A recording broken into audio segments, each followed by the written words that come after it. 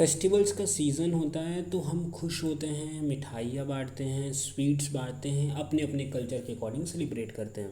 आप जिस भी कल्चर से आते हो, हर कल्चर में अपने अपने फेस्टिवल्स हैं और हर फेस्टिवल्स की अपनी इम्पोर्टेंस है।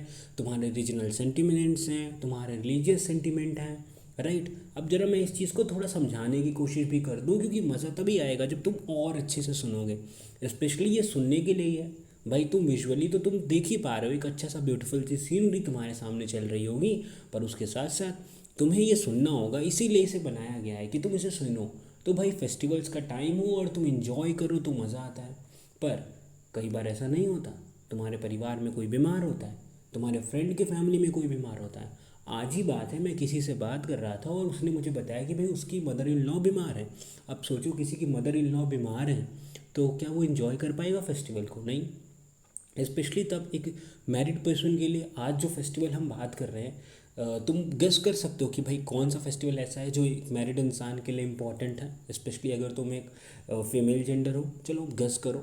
अगर तुम पता लगाओ पाओ तो अच्छा रहेगा।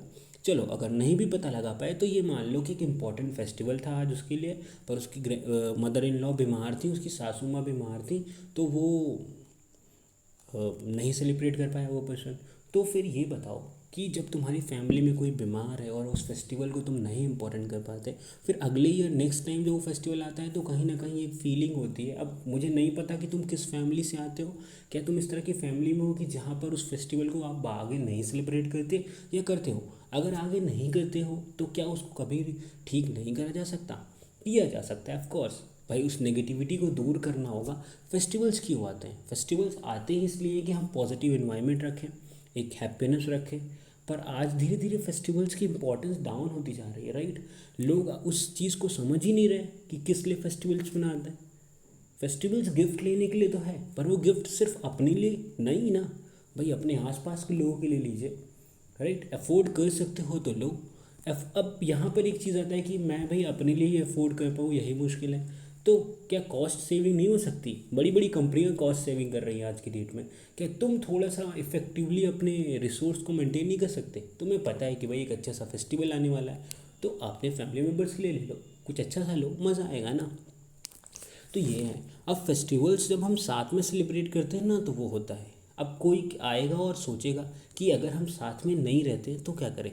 तो कोई बात नहीं, तुम किसी सोसाइटी में रहते होगे, किसी लोकेलिटी में रहते होगे, किसी अच्छे से बिल्डिंग अपार्टमेंट्स में रहते होगे, या फिर मान लो तुम किसी विलेज में रहते होगे, किसी कॉलेज में इस फेस्टिवल को सेलिब्रेट किया जाता है। अच्छा हाँ, आज एक और चीज़ हुई कि किसी ने मुझसे कहा कि भाई हमें ना आगे भाई लाइट्स का फेस्टिवल आने वाला है, तो हम बताओ कि लाइट्स का सेलिब्रेशन कहाँ होगा।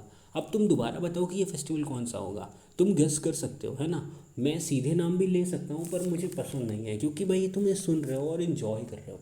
तो फेस्टिवल्स को सबके साथ इन्जॉय करो, स्वीट्स बांटो। इस समय फेस्टिवल्स आने वाले हैं, आते ही रहेंगे, तुम किसी भी कल्चर में हो। फेस्टिवल्स तो पूरे साल साल चलते हैं और मज़ा आता है। और अगर तुम्हारे साथ ऐसा नहीं है, तुम फेस्टिवल्स को इन्जॉय नहीं कर पा रहे हो, और हाँ, सिर्फ इसका ये मतलब नहीं कि महंगे गिफ्ट्स खरीद लेना और बस खूब सारी स्वीट्स खाना, ये नहीं है। फेस्टिवल्स के एसेंस को समझते रहोगे तो समझ आएगी। ये फेस्टिवल्स का मतलब है भाई कि तुम नेगेटिव मेमोरीज़ को बाय बाय बोल दो, तुम बुरी यादों को भूल जाओ, या माफ़ कर दो लोगों को, फैमिली को एक साथ यूनाइटेड रखो, राइट। किसी से बहुत दिन से बात नहीं करी है तो उनसे बात करो, राइट। बिल्कुल वैसा ही जैसे तुम कॉलेज में थे और आप कॉलेज रीयूनियन होता है, वैसे ही फेस्टिवल्स फैमिली रीयूनियन के लिए होते हैं। अब फैमिली तुम्हारी फ्रेंड्स भी हो सकते हैं, जिनके साथ तुम काम करते हो वो भी हो सकते हैं। और कॉलेज में जो बच्चे काम करते हैं, कॉलेज में तो कोई बच्चा काम नहीं करता, कॉलेज में साथ में जो दोस्त पढ़ते थे वो भी हो सकते हैं। स्कूल में हो तो स्कूल के फ्रेंड्स हो सकते हैं, राइट। और इस सीरीज़ का यही मोटिव था कि हम इमोशनल इंटेलिजेंस बनाना चाहते थे। हम चाहते कि तुम इमोशनली और अच्छे बन जाओ। तो अगर तुम्हें ये मज़ा आ रहा है तो इसे सुनो, अपने फ्रेंड्स को शेयर करो, या जिसको शेयर करना है उसको करो, राइट। नहीं शेयर करना है तो भी याद रखो, और इमोशनल इंटेलिजेंस बनो और लाइफ को एंजॉय करो, राइट।